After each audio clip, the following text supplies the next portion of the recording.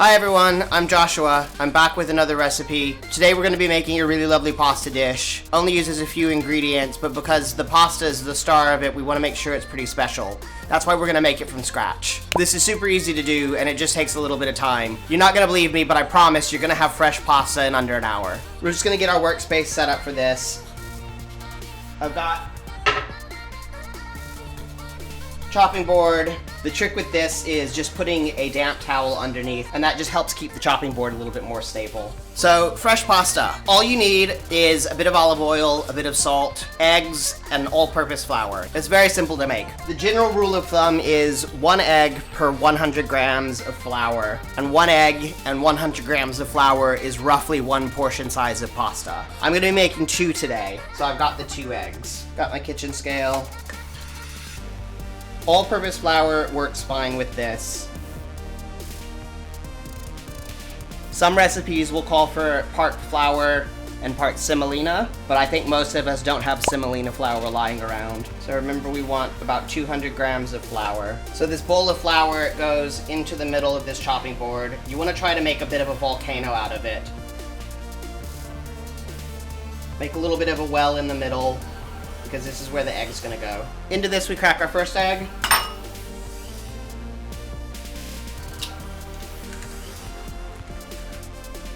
And then we're gonna crack in the second. But you just wanna start mixing this together and getting the flour incorporated into the egg. And there's no way around it. This is a messy process, but I promise it's worth it. The dough is gonna be really, really wet at first, especially as the flour gets hydrated, but you just want to keep getting all of the pieces together, mixing it all, aiming towards the center, and then it'll slowly start to come together. It's handy to have a bowl of water nearby just in case. At this point, I'm going to add about half a tablespoon of olive oil and half a tablespoon of salt as well.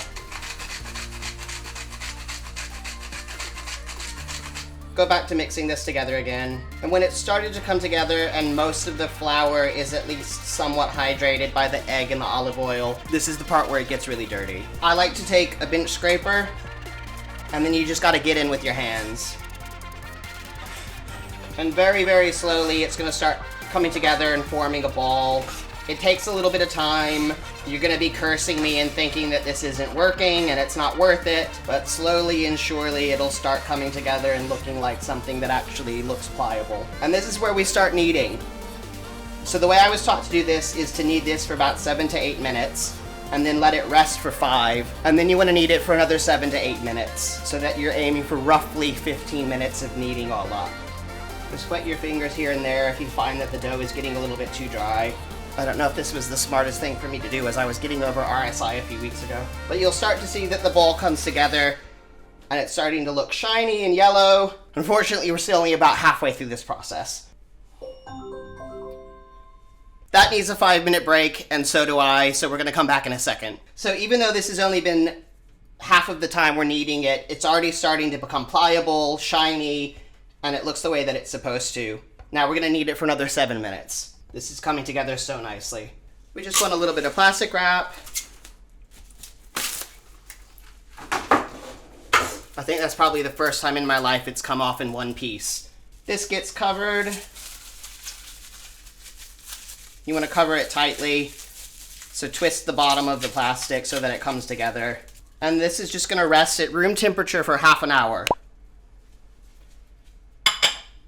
While the pasta's doing a chill out, I'm gonna clean up and then we're gonna get on with the rest of the dish. The pasta's the star of the dish, but to make it more of a substantial dinner, I'm going to pan fry some chicken and serve that alongside it. Got a pan.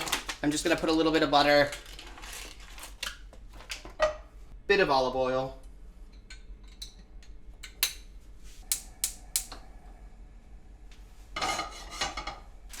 and then I've just got some chicken thighs that I defrosted overnight.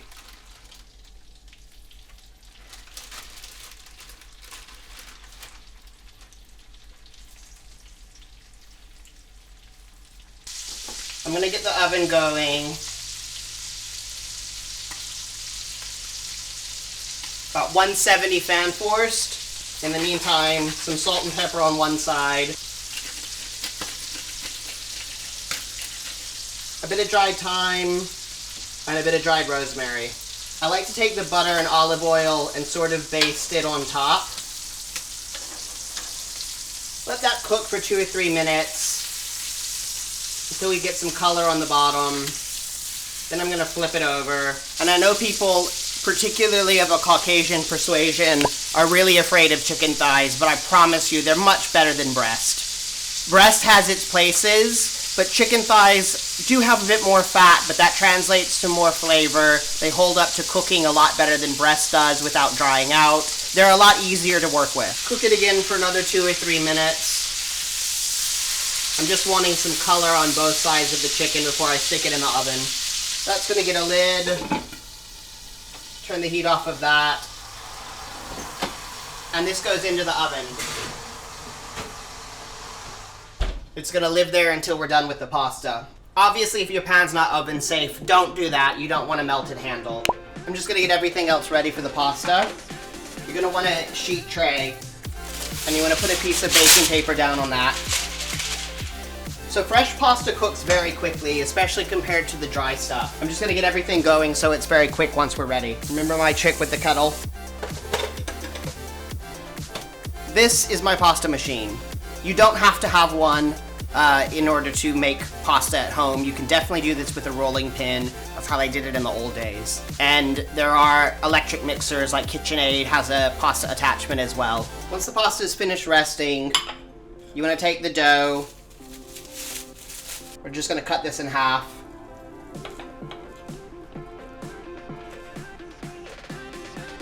And then we get to the fun part. You just want to get this out into something like this. Start on the lowest setting of your pasta machine first. And unfortunately, also due to the layout of my apartment, I can't easily clamp this down.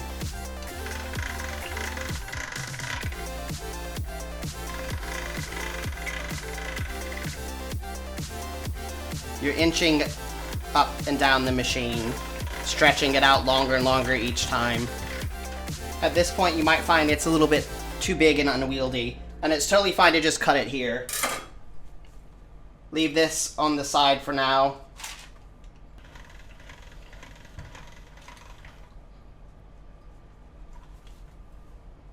You want to usually stop at the second to last number on your machine. So I'm just going to leave this over here.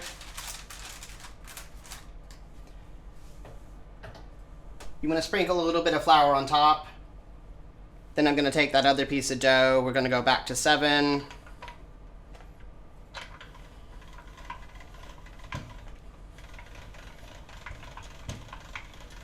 This goes on top of the other piece of pasta. Lightly dust that with flour. And then back to 0, and we're going to repeat it with the other dough ball.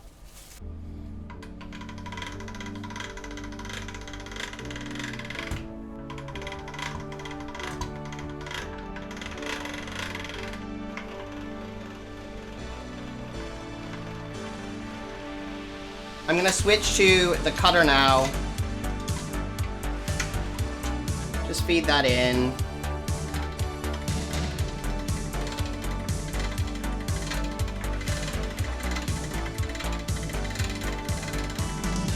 And look at that. And repeat.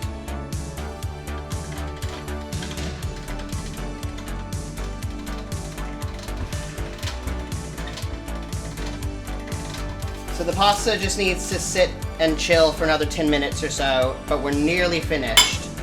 While the pasta's having its rest, I'm going to get started on the final sauce. Then for this sauce, we just want about 3 cloves of garlic, and then we're going to grate some fresh parmesan. We're going to mince this. We're going to want maybe 1/4 of a cup to 1/2 of a cup of cheese. But honestly, is there ever too much? There we go, get that out of the way.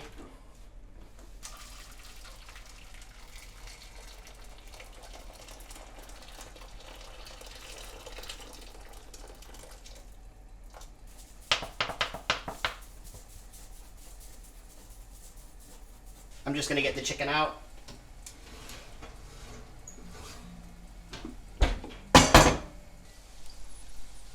Ah, beautiful.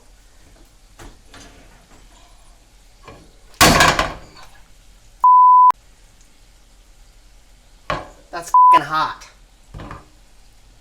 It's really a good thing my fingers are made out of asbestos.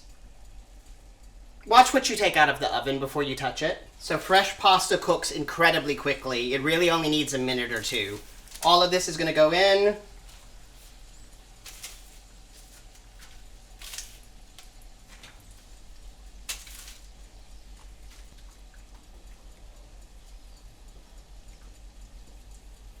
That's done.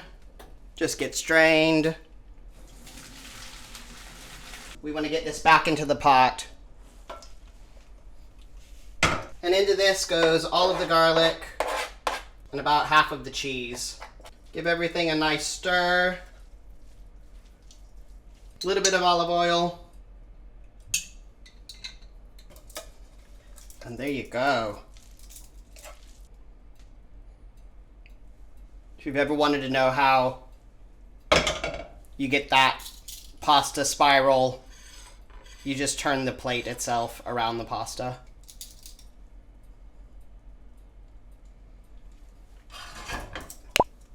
Hot! Piece of chicken on the side, and a sprinkle of parmesan.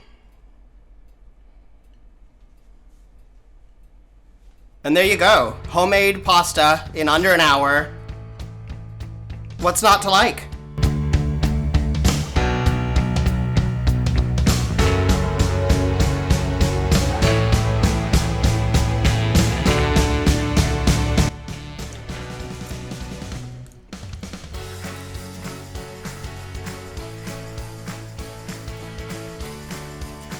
The pasta is perfectly al dente.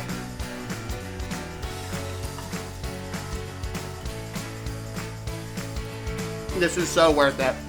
Obviously, the pasta's the focus, but the chicken's amazing.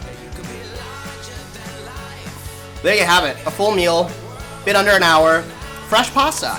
If you enjoyed this video, please like, subscribe. It really helps me out building my channel. Please give me any comments, feedback, recipe ideas, things you want to see, things you're interested in learning. I have a date. Good night.